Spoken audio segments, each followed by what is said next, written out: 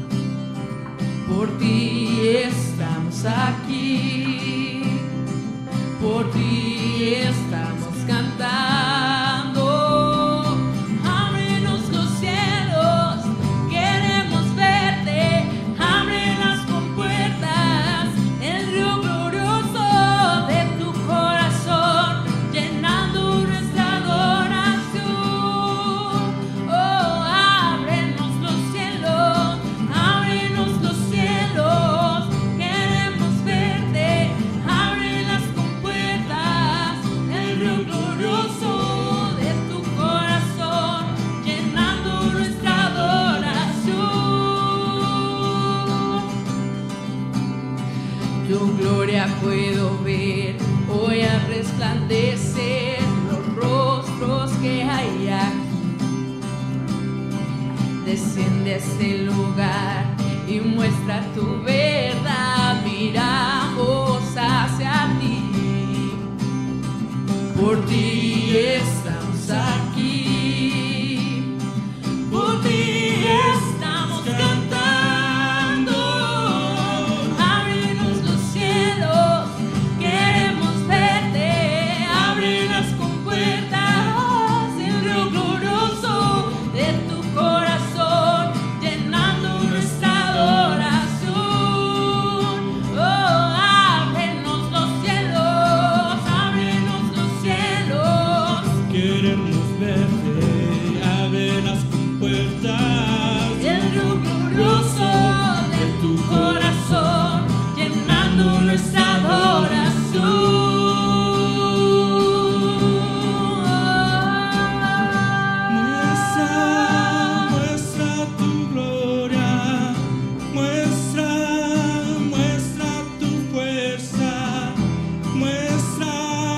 Muestra tu gloria.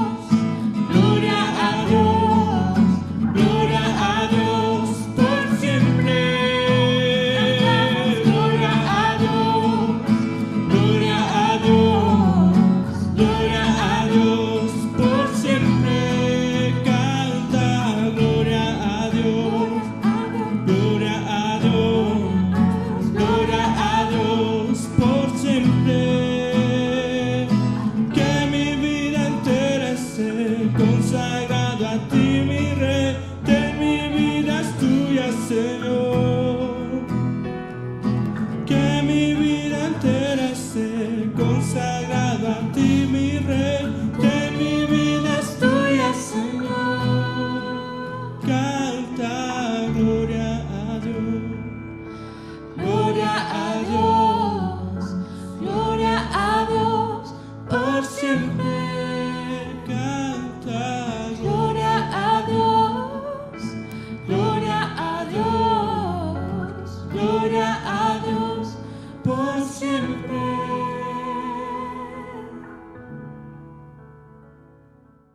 Sea la luz en este lugar, sea la luz y todo se ordena, sea la luz y hágase tu voluntad. Sea la luz en este lugar, sea la luz y todo se ordena, sea la luz, yo amo hacer tu voluntad.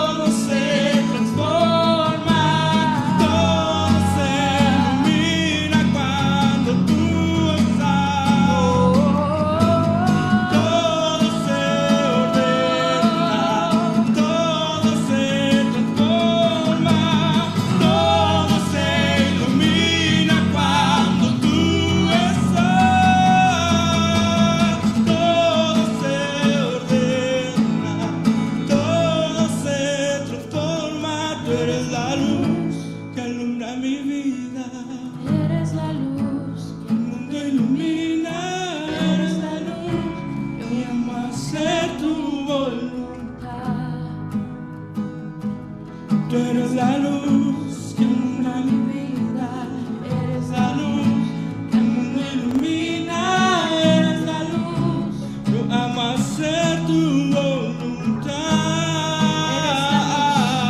eres la luz que alumbra mi vida, eres la luz que el mundo ilumina, eres la luz, yo amo hacer tu voluntad, eres la luz que alumbra mi vida, eres la luz que el mundo ilumina, eres la luz, yo amo hacer tu voluntad.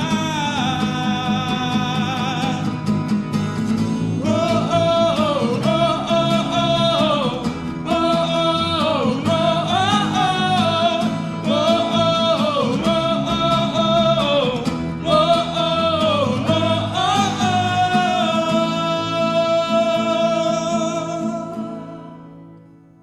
Antes de hacer la oración pastoral, quiero leer la palabra de Dios en Filipenses capítulo 4, versículos 4 al 9. Dice, regocijaos en el Señor siempre. Otra vez digo, regocijaos. Vuestra gentileza sea conocida de todos los hombres. El Señor está cerca. Por nada estéis afanosos, sino sean conocidas vuestras peticiones delante de Dios en toda oración y ruego con acción de gracias. Y la paz de Dios, que sobrepasa todo entendimiento, guardará vuestros corazones y vuestros pensamientos en Cristo Jesús. Por lo demás, hermanos, todo lo que es verdadero, todo lo honesto, todo lo justo, todo lo puro, todo lo amable, todo lo que es de buen nombre, si hay virtud alguna, si algo digno de alabanza, en esto pensad. Amén. Oremos, hermanos. Padre, en esta hora venimos delante de ti a poner en tus manos, oh Dios, en primer lugar nuestro agradecimiento. Gracias, Señor, porque tú eres bueno. Gracias, Padre, porque nos sostienes, nos cuidas, nos guardas, porque puedes estar cerca del que está afligido y consolarle, porque puedes levantar el ánimo de todo aquel que en estos tiempos siente que ya no tiene fuerzas. Gracias, Padre, porque nos das días hermosos. Ayúdanos, oh Señor, te lo rogamos. Venimos delante de ti a poner nuestras peticiones, a poner en tus manos a aquellos que están enfermos. Te pedimos, Señor, que tengas misericordia, que les sanes, que tu poder pueda extenderse hacia todos aquellos que hoy padecen y sufren. También te pedimos por nuestros hermanos que tienen algún familiar enfermo y que ellos también están sufriendo por causa de su familiar o juntamente con su familiar, se sienten angustiados, se sienten preocupados. Señor, danos esa paz que solo tú puedes darnos. Te pedimos por la sanidad en nuestra ciudad, te pedimos por la sanidad en nuestro país y en el mundo, pero también te pedimos, oh Dios, por la unidad de la iglesia, que como hermanos siempre estemos juntos, luchando hombro a hombro, continuando en esta senda que tú nos has mostrado, sabiendo que esa luz que es Cristo Jesús ha venido para iluminarnos, para ayudarnos, para mostrarnos un camino mejor. Ponemos en tus manos, oh Dios, todo aquello que sea causa de preocupación. Ponemos en tus manos nuestros proyectos, que no sean las noticias lo que sea preponderante en nuestra mente, sino que sea la esperanza en Jesucristo, lo que leemos en tu palabra, lo que esté por encima de todo. Ponemos en tus manos, Señor, nuestras cargas, nuestras peticiones, también nuestro agradecimiento. Oramos en el nombre de Jesús. Amén.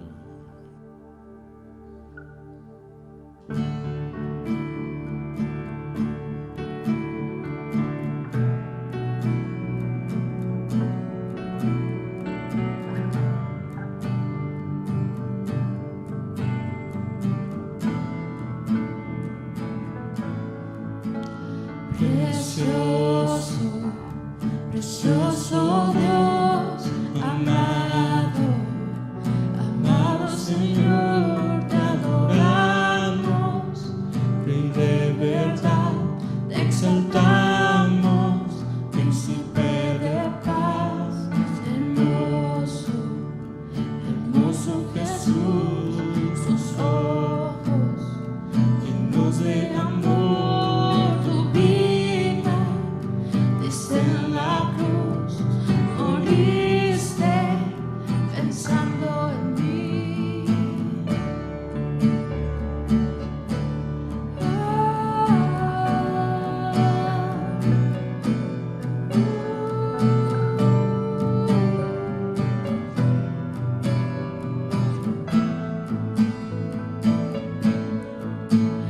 Tu nombre exaltamos, tu nombre levantamos, el nombre de Cristo,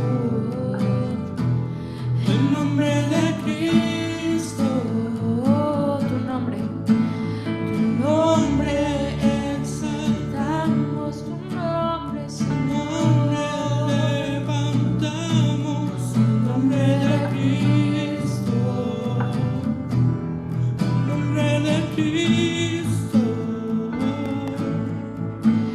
Precioso, precioso Dios, amado, amado Señor, te adoramos, Rey de verdad, te exaltamos, Príncipe de paz, hermoso, hermoso Jesús, tus ojos llenos de amor, tu vida diste en la cruz, moriste pensando en mí. Tu nombre exaltamos, tu nombre levantamos, el nombre de Cristo, el nombre de Cristo. Tu nombre exaltamos, tu nombre levantamos, el nombre de Cristo, el nombre de Cristo.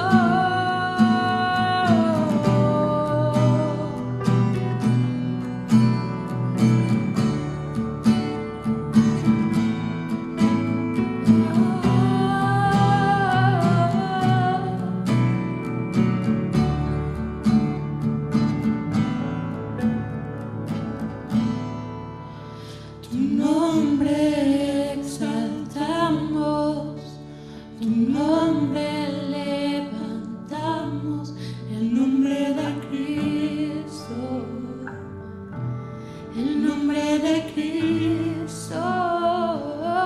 Tu nombre exaltamos, tu nombre levantamos, el nombre de Cristo, el nombre de Cristo.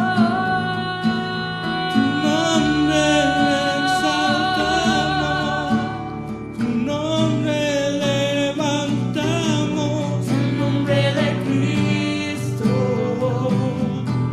el nombre de Cristo.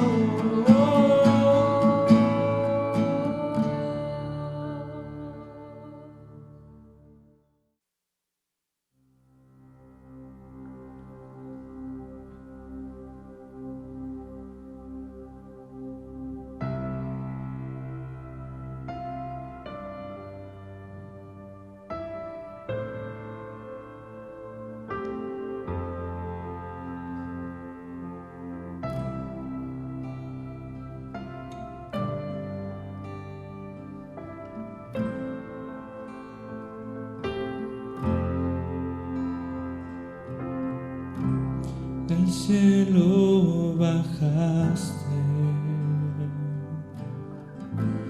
por mí te entregaste, el precio tú pagaste, tomaste mi lugar.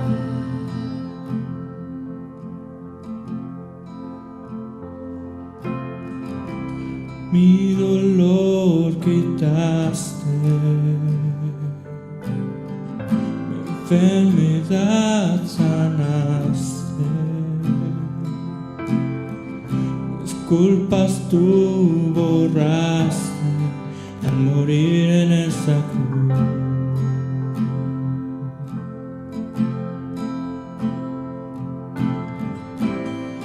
Inmolado fuiste, Cordero de Dios, te levantaste con gloria y poder, Rey vencedor, Alfa y Omega, el gran yo soy, pronto volverás. Exaltado estás, coronado estás, digno de toda la gloria, digno de toda la honra. Exaltado estás, coronado estás, digno de toda la gloria, digno de toda la honra. Cristo Jesús.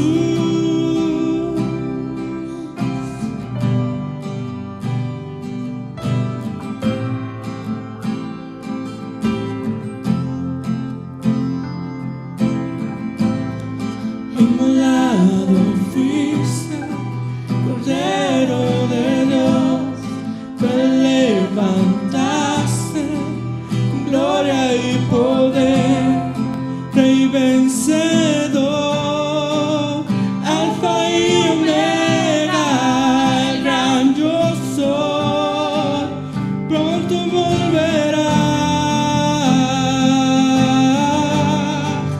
pronto volverás,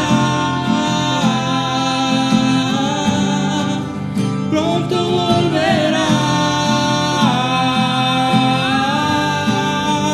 Exaltado estás, coronado estás, digno de toda la gloria, digno de toda la honra. Exaltado estás, coronado estás, digno de toda la gloria, digno de toda la honra. Cristo Jesús.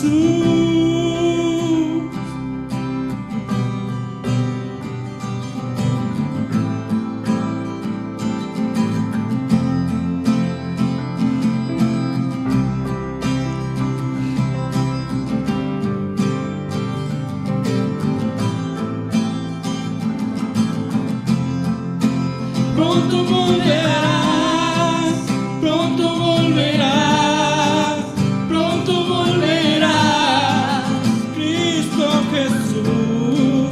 Pronto volverás, pronto volverás, pronto volverás, Cristo Jesús. Pronto volverás, pronto volverás, pronto volverás, Cristo Jesús. Exaltado estás, coronado estás, digno de toda la gloria, digno de toda la honra. Exaltado estás, coronado estás, digno de toda la gloria, digno de toda la honra. Cristo Jesús.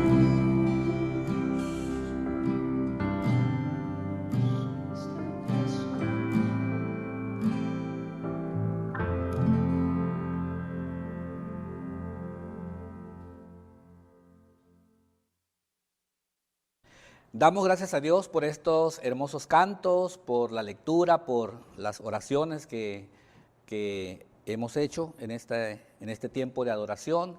Y como lo hemos anunciado, en este día vamos a celebrar el sacramento de la Santa Cena. Y es justamente en ello en lo que vamos a meditar. Dice la palabra de Dios en 1 Corintios 11, 23 al 26 lo siguiente. Dice: pues yo les transmito lo que recibí del Señor mismo. La noche en que fue traicionado, El Señor Jesús tomó pan y dio gracias a Dios por ese pan. Luego lo partió en trozos y dijo: esto es mi cuerpo, el cual es entregado por ustedes. Hagan esto en memoria de mí. De la misma manera, tomó en sus manos la copa de vino después de la cena y dijo: esta copa es el nuevo pacto entre Dios y su pueblo, un acuerdo confirmado con mi sangre. Hagan esto en memoria de mí todas las veces que la beban, pues cada vez que coman este pan y beban de esta copa, anuncian la muerte del Señor hasta que Él vuelva. Amén. Palabra de Dios. La Biblia nos da mucha luz de la dimensión multifacética del carácter, la personalidad y la obra del apóstol Pablo, quien era el apóstol a los gentiles. Los gentiles, en términos sencillos, son los pueblos del mundo que no son judíos. El apóstol Pablo también, sin duda, fue un pastor por excelencia. Pero cuando pensamos en él como un teólogo, muchos coinciden en que ha sido el mayor teólogo sistemático de todos los tiempos. Pero no era él el teólogo que fija su postura simplemente, ya que él era un teólogo de batalla, de manera que llevaba las riquezas del conocimiento de Dios y las aplicaba a problemas particulares que surgían en la comunidad cristiana del primer siglo. El apóstol era un experto en la solución de problemas y comprendió que una de las mayores tareas del oficio de un apóstol era hacer frente a estos problemas a medida que surgían con la verdad de Dios. Se dice que sus primeras epístolas fueron las cartas que él envió a la iglesia de Tesalónica. Y sabemos que el problema fundamental que abordó en las epístolas a los tesalonicenses fue el problema que surgió de las disputas, debates y discusiones sobre el entendimiento de la gente en cuanto al regreso de Jesús, y toda clase de rumores había circulado y falsos conceptos acerca de la futura esperanza de la iglesia se habían levantado. Entonces Pablo escribió esas cartas a los tesalonicenses para corregir esos conceptos erróneos que habían sido difundidos extensamente. El llevar esa riqueza del conocimiento de Dios y así enfrentar las posturas equivocadas de la iglesia con respecto de algún asunto ha dado lugar a que algunos escritores digan que Pablo era un teólogo de aplicación. Y esa es la teología, que sale al encuentro de las diferentes situaciones que se presentan para dar una respuesta y establecer un orden. Tenemos otro ejemplo de ello cuando el apóstol escribe a los Gálatas. Él está atacando una herejía que amenazaba el núcleo de la verdad del evangelio mismo. Y era la herejía que fue introducida en la iglesia por los que eran llamados los judaizantes, quienes querían hacer del cristianismo un simple añadido a la religión del Antiguo Testamento y requerían de todos los convertidos, incluso de todos los gentiles, la continuación de algunos de los ritos ceremoniales y dietéticos de la ley de Moisés. También estaban negando la afirmación fundamental del evangelio, es decir, la justificación solo por fe. Y en las palabras y juicio de Pablo, estaban predicando un evangelio diferente al que había sido encomendado a la iglesia a través del testimonio apostólico. Este evangelio diferente llevaba a las personas a un nuevo tipo de esclavitud legalista y las exponía nuevamente a la maldición del Antiguo Testamento que había sido cumplida y satisfecha en el ministerio de Cristo. Y en efecto, haciendo que la obra de Cristo sea nula. Así que Pablo se enfrentó a este desafío como el gran apologista del evangelio y como el pastor que enérgicamente exhortaba a su pueblo y lo reprendía cuando era necesario por el bien del evangelio. Así, en el libro de Gálatas, encontramos la declaración de la libertad que obtenemos en Jesucristo como resultado de la justificación solo por fe. Este es Pablo, del que tanto escuchamos y leemos en el Nuevo Testamento. Un apóstol, pero también un pastor. Un apóstol, un pastor, pero también un teólogo. Un teólogo, pero también un maestro, un apologista, y añadiría que también un cristiano ejemplar. Lo anterior es muy diferente a los apóstoles de nuestros tiempos, quienes tienen una vida glamorosa, apartados de la iglesia, gozando de renombre, con muchos seguidores, pero lejos de Dios. Ya que en lugar de ser propositivos en tiempos en que la iglesia y la sociedad demandan una palabra de esperanza, son evasivos. Y los que han salido en televisión ordenando a la pandemia que se vaya, pero parece que no tienen autoridad, pues ni la pandemia ni enfermedad alguna se sujeta a la orden que ellos dan, pues el Espíritu Santo no mora en individuos arrogantes que han hecho de la fe un negocio, y sus seguidores están tan ciegos como ellos. A Pablo lo tuvieron que sacar dentro de una canasta por una ventana del muro de Damasco, porque el gobernador del rey Aretas lo encerró en la ciudad de Damasco y lo perseguía. Y yo no veo nada de glamour en esto. En cambio, el apóstol Pablo nos dice en 2 de Corintios capítulo 11, del 23 al 27, lo siguiente. Él dice: ¿son siervos de Cristo? Sé que sueno como un loco, pero yo lo he servido mucho más. He trabajado con más esfuerzo. Me han encarcelado más seguido. Fui azotado innumerables veces y enfrenté la muerte en repetidas ocasiones. En 5 ocasiones distintas, los líderes judíos me dieron 39 latigazos. 3 veces me azotaron con varas. Una vez fui apedreado. 3 veces sufrí naufragios. Una vez pasé toda una noche y el día siguiente a la deriva en el mar.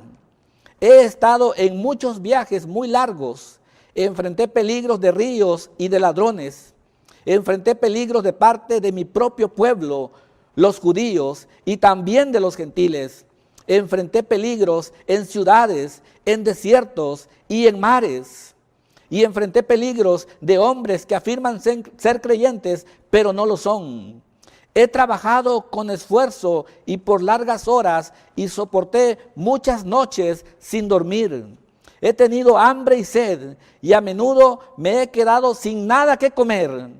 He temblado de frío sin tener ropa suficiente para mantenerme abrigado.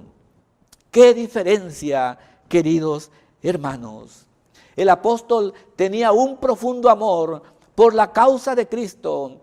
Y los padecimientos del apóstol no son una queja, sino un testimonio de que cualquier sufrimiento no podrá apagar la luz del evangelio, y que cuando trabajamos para el Señor, nuestro gozo está por encima de los sufrimientos.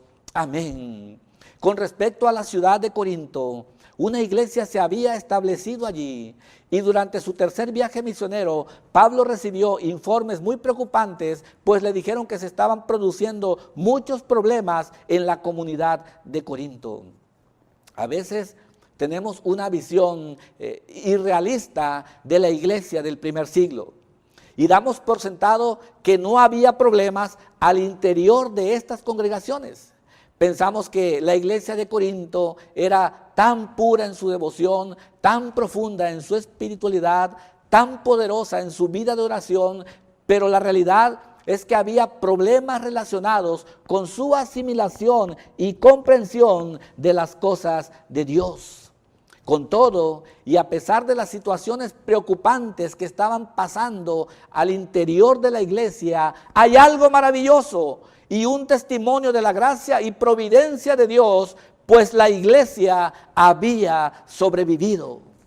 Es verdad que que eran tan vulnerables a todo viento de doctrina y a toda herejía que se presentaba. Y algunos escritores coinciden en que de todas esas iglesias que fueron conocidas por agitaciones caóticas, quizás no había ninguna más problemática que la iglesia en Corinto. Y puede que tenga algo que ver con su ubicación. Corinto estaba establecida en una cultura estilo griego, pero bajo la ocupación romana en el siglo II a.C. fue reconstruida y se convirtió en un centro de comercio antiguo, y teniendo acceso al mar muy cerca de ellos, por ambos lados, era la capital del entretenimiento de la época. Y lo que es sorprendente es que el Corinto que Pablo conocía, la ciudad que Pablo conocía y visitaba, tenía una población aproximada de 500,000 personas. Y según los estándares de la población de la antigüedad, esa era una ciudad muy grande. En estos días hay muchas ciudades importantes que no llegan a esa cantidad de habitantes, por lo que eso nos da una perspectiva de la importancia de la ciudad en un tiempo tan lejano al nuestro.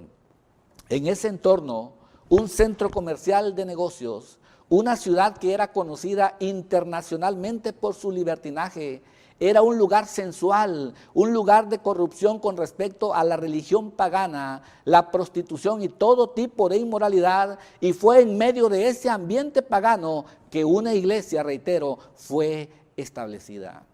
Y sabemos que Pablo estuvo allí, Apolos también, y el apóstol Pedro era conocido en esa comunidad, porque una de las principales situaciones que el apóstol tuvo que confrontar en relación con los corintios fue las divisiones que surgieron, cómo la iglesia se dividía y competía y rivalizaba por obtener una posición. Y había un grupo que decía, es que yo soy de Pablo, no, yo soy de Apolos, es que yo soy de Cefas, yo soy de Pedro. Y también se le informó a Pablo que no había una disciplina espiritual activa en la iglesia, que había un hombre que llevaba una conducta escandalosa, pues tenía una relación incestuosa pública en la iglesia, y los ancianos de la iglesia no hacían nada para corregir la situación. Así que Pablo, entre otras cosas, tiene que abordar este problema de inmoralidad, y además de eso tuvo que lidiar con la situación de que cuando había disputas entre los hermanos, ellos llevaban el caso a las cortes paganas en lugar de que los asuntos se dilucidaran al interior de la iglesia en un espíritu de amor. Otro problema que surgió en la iglesia de Corinto tenía que ver con la cena del Señor. De hecho, la mayor parte de la información que tenemos de la cena del Señor fuera de los evangelios se encuentra en el primer libro de Corintios, donde Pablo reprende a las personas que estaban abusando de esta celebración y que no discernían el cuerpo del Señor y estaban comiendo y bebiendo juicio para sí mismos. Y Pablo hace un comentario cuando los reprende por esto, y es un comentario que a muchos no les gusta. Escuchen esto, el apóstol dijo lo siguiente: esa es la razón por la que muchos de ustedes son débiles y están enfermos, y algunos incluso han muerto. 1 Corintios 11:30. Lo voy a repetir. Dice el apóstol: esa es la razón por la que muchos de ustedes son débiles y están enfermos, y algunos incluso han muerto. Así de terrible era la condición de este santo sacramento que Cristo había dado a la iglesia.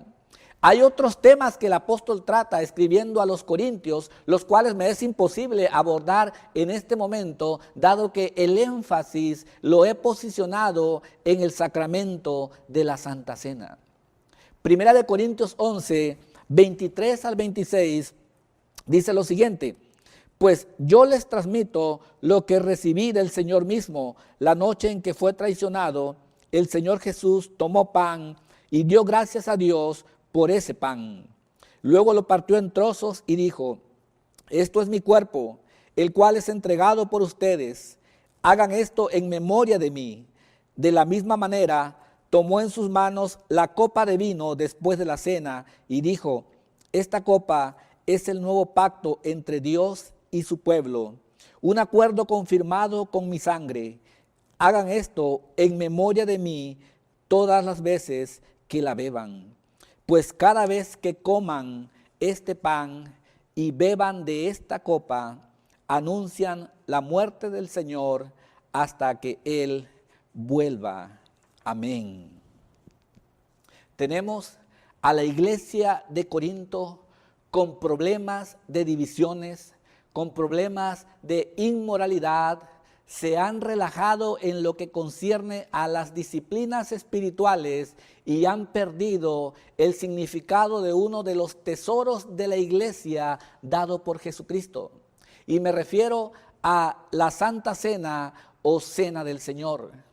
Como iglesia, creemos que la Santa Cena, instituida por nuestro Señor y Salvador Jesucristo, es un sacramento que proclama su vida, sufrimientos, muerte sacrificial, resurrección y la esperanza de su segunda venida. La Santa Cena es un medio de gracia en el cual Cristo está presente por el Espíritu. Todos están invitados a participar por la fe en Cristo y ser renovados en vida, salvación y unidad como iglesia. Todos deben participar con aprecio reverente de su significado y por ese medio testificar de la muerte del Señor hasta que Él vuelva. Todos los que tienen fe en Cristo y amor por los santos están invitados por Él a participar tan frecuentemente como sea posible.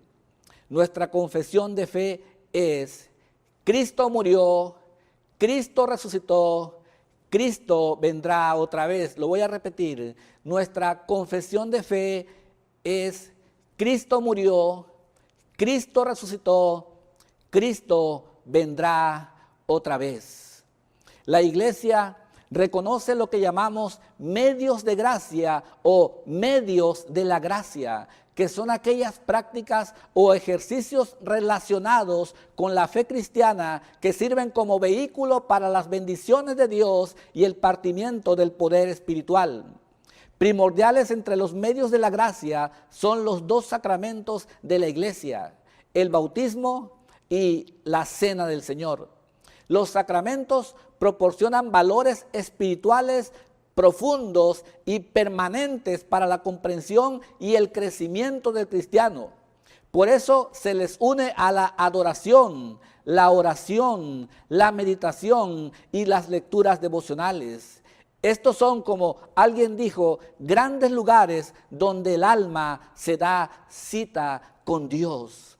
Individualmente y en su conjunto son los elementos que proveen la energía de la experiencia cristiana. Sin ellos, la fe cristiana es cuestión de observaciones y de pronunciamientos o definiciones objetivas. Los medios de la gracia son puertas abiertas para la participación activa, abierta en la dinámica de la vida espiritual. Son ellos los que mantienen sanas tanto el alma individual como a la iglesia. La Santa Cena es el segundo de los dos sacramentos aceptados por la tradición protestante. De los dos es el más fértil como medio de gracia. Las razones de esta afirmación están en la mayor profundidad simbólica del servicio de comunión y en el hecho muy elemental de que la cena es una observancia que se repite, mientras que el bautismo, excepto en casos excepcionales, se realiza una sola vez en la vida. El sacramento cristiano de la Santa Cena o Cena del Señor fue instituido por el mismo Jesucristo en ocasión de la última cena con sus discípulos antes de ser apresado y juzgado. En los tres relatos que aparecen en los evangelios, Mateo, Marcos y Lucas, Jesús atribuye particular significado al partimiento del pan y a beber el vino. Los eruditos no están de acuerdo respecto a la relación entre la cena pascual de los judíos y la última cena que el Señor tuvo con sus discípulos. En todo caso, el acto de partir el pan y dar gracias indican que Jesús estaba haciendo algo que no era común en la ceremonia judía, al establecer el significado sacramental de estas acciones y elementos.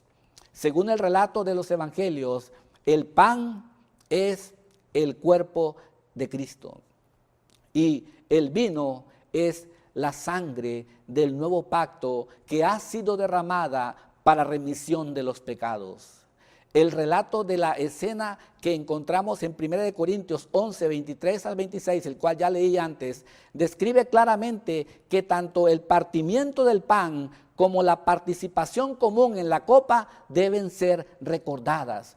Pero no solamente recordadas, porque mediante la celebración, el apóstol dice que estamos anunciando la muerte del Señor hasta que Él venga.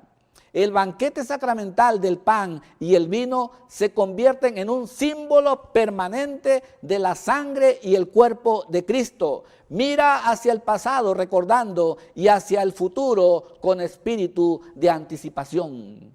Pero, ¿qué significado tiene la cena del Señor como ordenanza continua en la iglesia?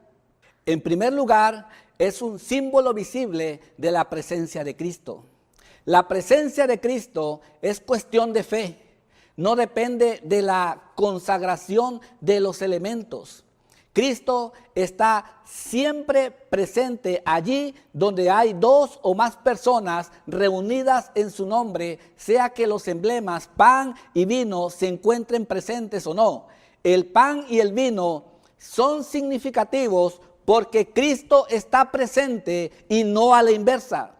De allí donde Cristo ya está presente espiritualmente, el sacramento de la Santa Cena es profundamente efectivo como señal visible de su presencia espiritual. Amén.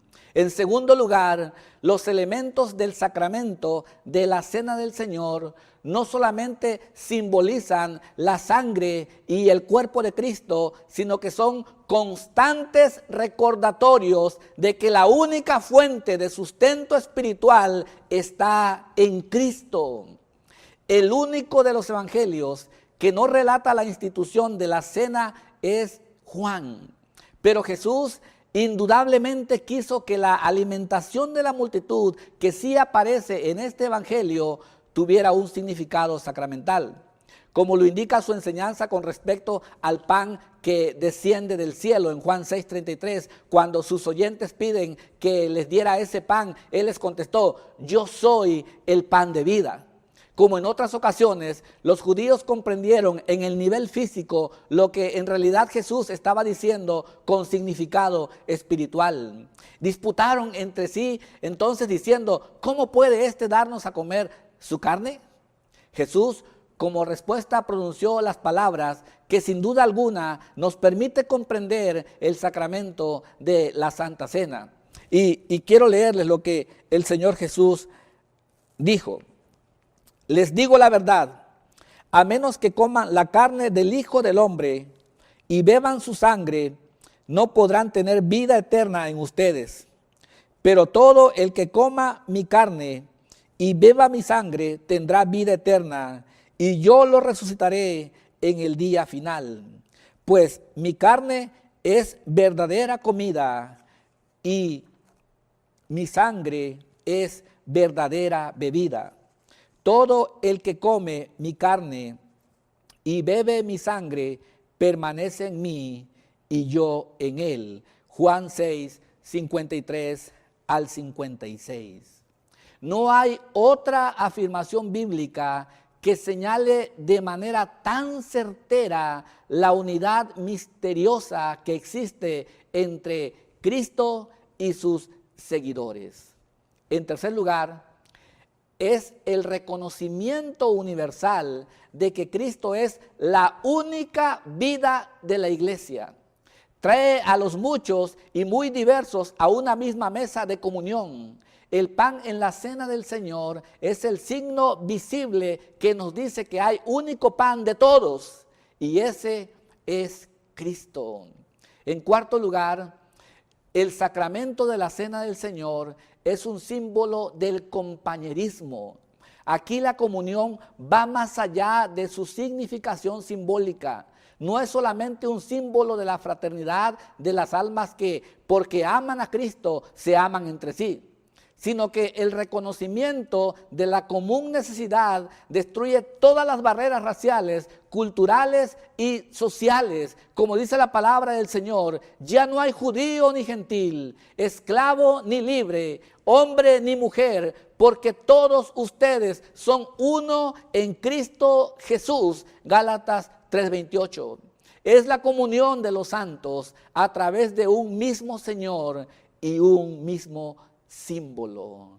Ahora, ¿quiénes pueden participar en la comida o en la Santa Cena? Es una pregunta muy interesante.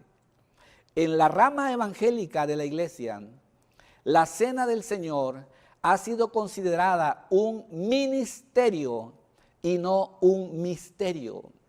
Se trata entonces de un servicio que pertenece al pueblo antes que un tesoro eclesiástico que está sujeto al control y la distribución selectiva por parte de alguna autoridad en la iglesia. Un día importante en el progreso de la Reforma fue el 13 de abril de 1525, cuando Zwinglio abolió la misa en Zúrich. Ese día, por primera vez, después de muchos siglos, se celebró en la iglesia en Zúrich un servicio de comunión evangélico. El pueblo recibió la cena en las dos especies. ¿Cuáles son esas dos especies? O sea, que participó tanto del vino como del pan. El sacerdote ya no gozaba de la prerrogativa de usar él solamente el cáliz o la copa. El sacramento fue liberado del control clerical, pues le pertenece al pueblo. La única prueba que se exigía en la iglesia primitiva para permitir la participación en la cena era un profundo y sincero autoexamen, como dice el apóstol Pablo. Por esta razón, cada uno debería examinarse a sí mismo antes de comer el pan y beber la copa. 1 Corintios 11:28. Comer indignamente la cena era demostrar la falta de discernimiento del significado del sacramento, y esto era y es un pecado. Este sacramento es para todos los que aman a nuestro Señor Jesucristo. Juan Wesley creía que la Santa Cena bien podía ser una ordenanza convertidora, que no se requiere algún estado en particular en el momento de la comunión, sino un sentido de conciencia de nuestra profunda pecaminosidad y condición impotente. No es una comunión cerrada donde solo participan los miembros de la iglesia. Es para todos. El que es salvo reafirma su fe en Cristo. Y el que no lo es puede comprender que Cristo puede salvarle. Jesús dijo, el que a mí viene, yo no le echo fuera. Dicho lo anterior, entonces podemos entender la problemática de la iglesia de Corinto, las divisiones, las disputas, la inmoralidad y toda clase de pecados que se habían permeado al interior de la iglesia constituyen el síntoma y no la enfermedad, puesto que la causa raíz de todos estos eventos es que habían dejado a un lado el verdadero significado de la cena del Señor, y en consecuencia Cristo estaba en segundo plano. Y de ahí la expresión del apóstol Pablo cuando dice: esa es la razón por la que muchos de ustedes son débiles y están enfermos, y algunos incluso han muerto. Esa es una fuerte declaración, es una fuerte reprensión, pues ¿qué podemos esperar si Cristo está ausente? O bien puede ser que las personas ven a Jesús como alguien que vino a dar su vida por los pecadores y si bien es cierto que resucitó y vendrá nuevamente, eso les hace suponer que Jesús está lejos. Pero la práctica constante de la Santa Cena fortalece los lazos entre el Salvador y el que fue salvado. Nos permite vivir en el temor de Dios. Mantiene vivo el gozo del Señor en nuestros corazones y en consecuencia estamos diciendo que Cristo murió, Cristo resucitó, Cristo vendrá otra vez. Amén. El pan y el vino son emblemas de su cuerpo y su sangre, pero Cristo está presente por el Espíritu.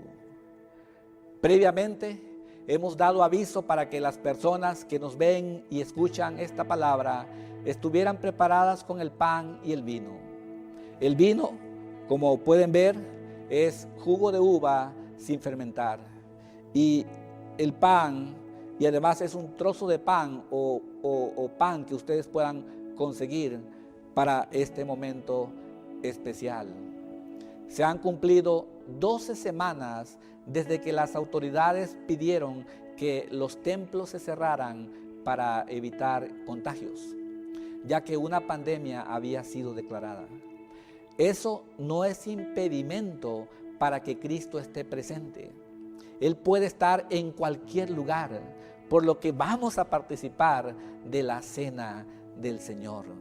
Desde casa, usted puede seguir las instrucciones y así participar de este sacramento. La mesa puede ser tan grande como sea necesario, pues la gracia de Dios no tiene límites. Si usted se encuentra cerca de una persona enferma, ayúdele para que también participe. Si alguien está pasando por una prueba difícil, le invito a que por la fe crea en Jesucristo y participe de este sacramento. Su espíritu será vivificado y recibirá nuevas fuerzas. Amén. Entonces vamos a participar de la cena del Señor y les invito a que tenga cerca de usted, tenga a la mano el pan y el vino. Oremos. Padre nuestro que estás en los cielos, venimos delante de ti para darte gracias por tu palabra. Este es un momento especial, pues participaremos de la Santa Cena. Perdona, Señor, todo pecado. Consuela, oh Cristo, nuestros corazones. Fortalece, Señor, a quienes están pasando por momentos difíciles, pero que por encima de todo están poniendo su confianza en ti. Santo Dios, nos reunimos aquí en tu mesa, en el nombre de tu Hijo Jesucristo, quien fue ungido por tu Espíritu para predicar las buenas nuevas a los pobres, proclamar libertad a los cautivos, poner en libertad a los oprimidos. Cristo sanó a los enfermos, alimentó al hambriento, comió con los pecadores y estableció el nuevo pacto para el perdón de los pecados. Vivimos con la esperanza de su regreso. En la noche que Jesús fue traicionado, tomó el pan, dio gracias, partió el pan, lo dio a sus discípulos y dijo: tomen, coman, esto es mi cuerpo, que es entregado por ustedes. Hagan esto en memoria de mí. Asimismo, después de haber cenado, tomó la copa, dio gracias, la dio a sus discípulos y dijo: bebed de ella todos, porque esto es mi sangre del nuevo pacto, que por muchos es derramada para perdón de los pecados. Haced esto en memoria de mí. Así nos reunimos como el cuerpo de Cristo para ofrecernos a nosotros mismos en alabanza y agradecimiento a ti.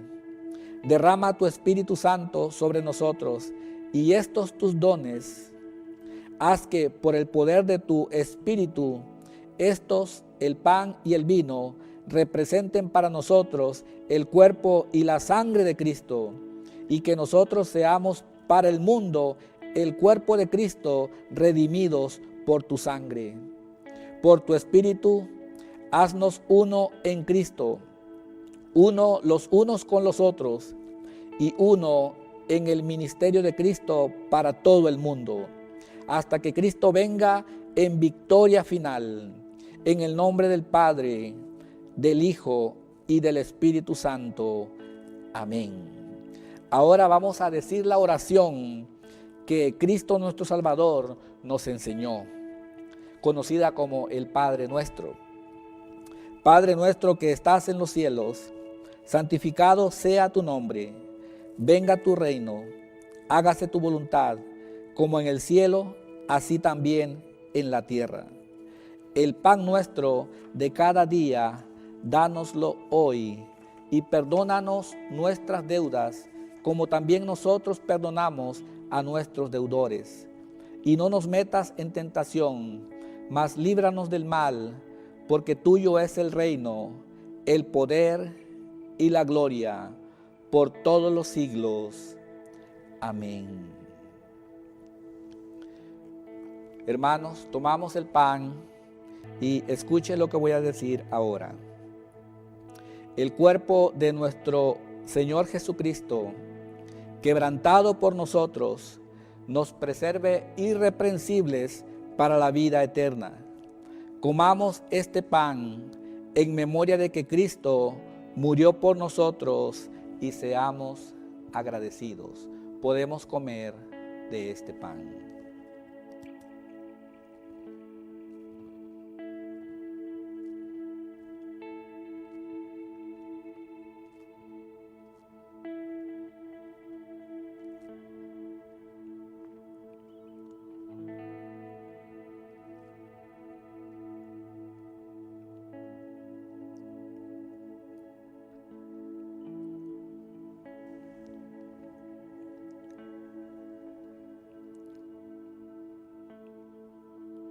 La sangre de nuestro Señor Jesucristo, derramada por nosotros, nos preserve irreprensibles para la vida eterna.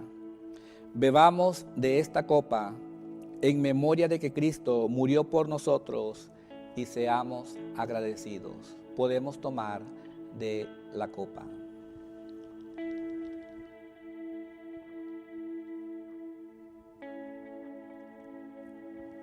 Oremos.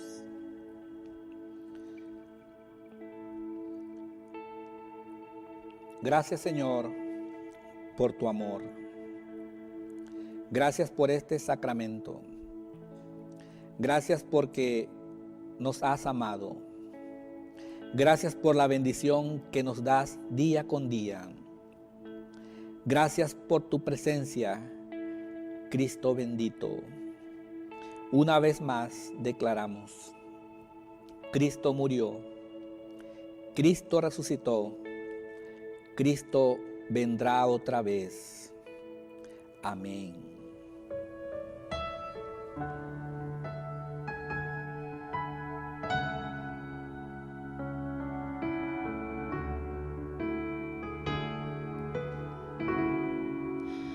Gracias por la cruz, oh Dios,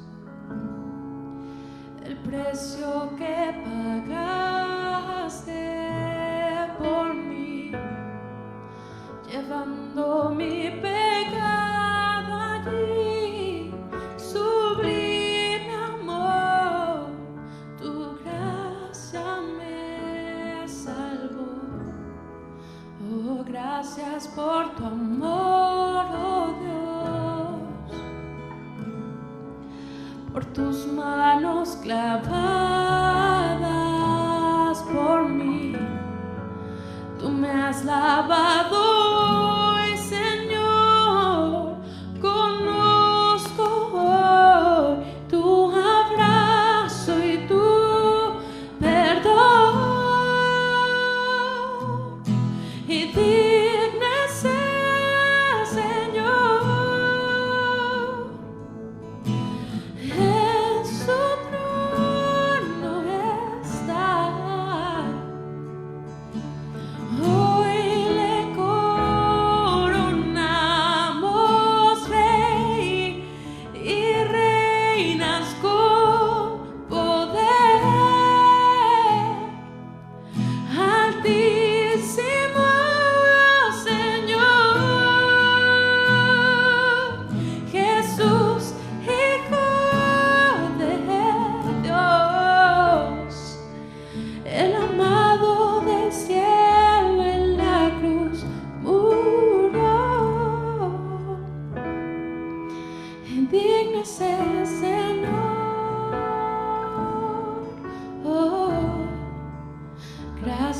por la cruz, oh Dios,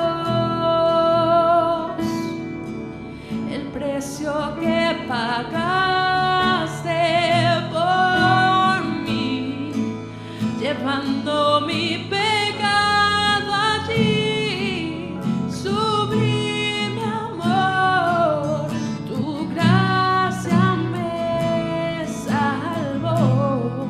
Oh, gracias por tu amor, oh Dios, por tus manos clavadas por mí, tú me has lavado hoy, Señor, conozco hoy tu abrazo y tu perdón. Y digno es el Señor, en su trono está. Hoy te coronamos, Rey, y reinas con poder. Altísimo Señor, Jesús, Hijo de Dios, el amado del cielo en la cruz murió. Y digno es el Señor, digno es el Señor, digno es el Señor, Él es digno, digno es el Señor. Cantemos, digno es el Señor, digno es el Señor, en su trono está, en su trono está. Hoy te coronamos, Rey, y reinas con poder. Altísimo, altísimo Señor, Jesús, Hijo de Dios, el amado del cielo en la cruz murió. Y digno es el Señor,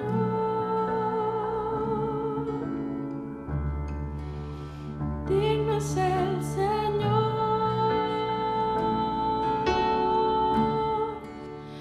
digno es el Señor,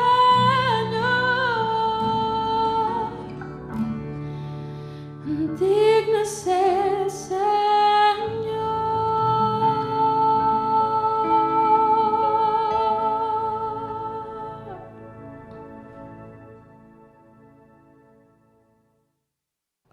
Que la bendición de Dios sea con cada uno de ustedes. Amén.